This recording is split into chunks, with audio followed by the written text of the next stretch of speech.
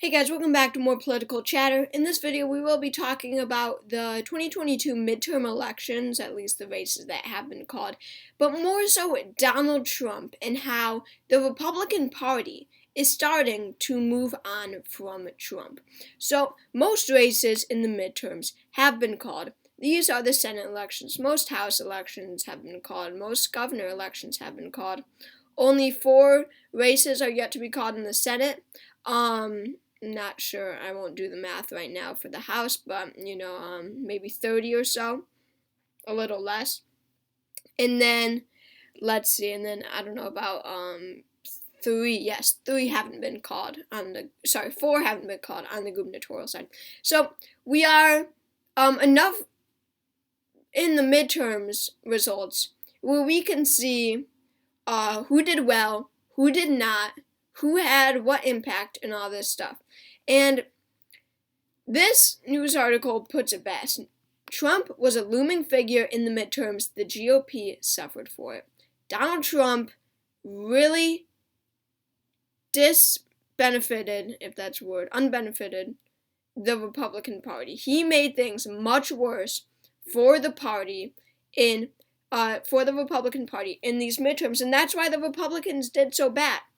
And Republicans are starting to move on from Donald Trump. I've seen numerous social media posts now where people are saying, you know what, we need to move on from Trump. We need to get a new figure. He is the past. We need someone else for the future. We need to stop focusing in on him as he just cost us the midterms.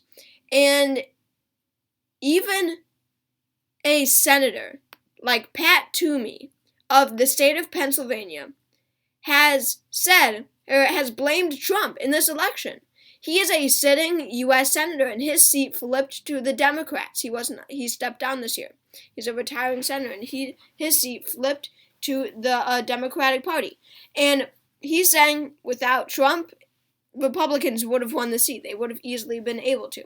So that alone, that a sitting U.S. senator who, was friendly with Trump is now saying that that Trump cost them the midterms and that his party needs to move on away from Trump.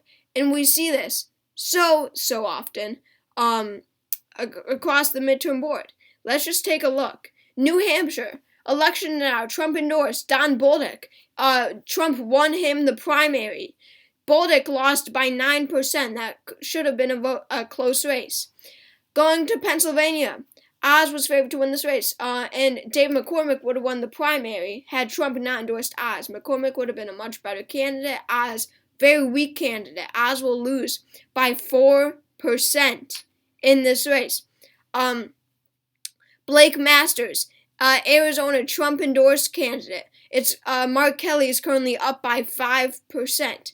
Going to the governor elections. Let's take a look. Pennsylvania. This is a big one. This is what Toomey was talking about here. He was talking about Oz and Mastriano. Doug Mastriano, election denier, who was endorsed by Trump. Only reason he won his primary. He lost by 14% to Josh Shapiro. 14%. Josh Shapiro almost won by a safe margin in the state of Pennsylvania. That is astonishing. Going to Arizona.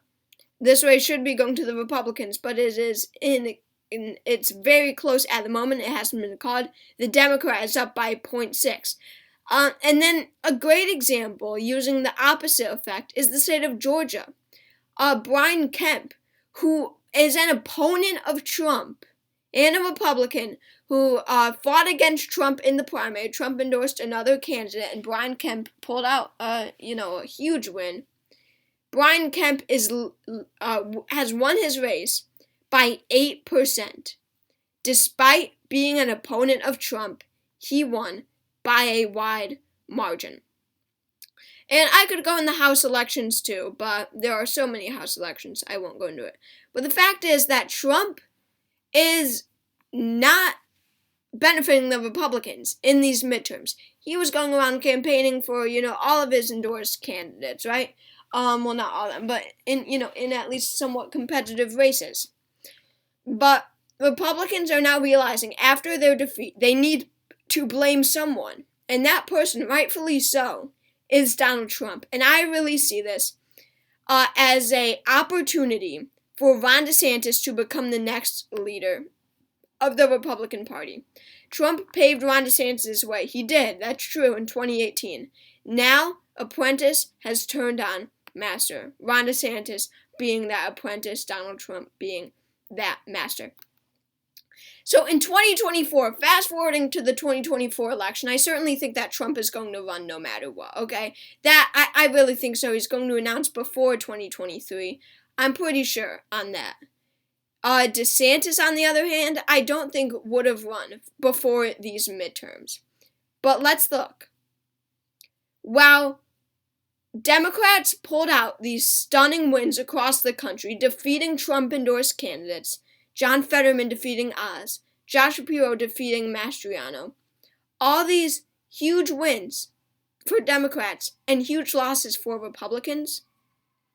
Going to the state of Florida, Florida reelected Ron DeSantis as their governor by 19%. By 19.4%. That is absolutely astonishing. He won by 1.5 million votes. That is one of the biggest surprises of this election. And it was by Ron DeSantis. While Trump has caused all these losses across the country, Ron DeSantis prevailed, and I think that Republicans are going to look at this, say, you know what?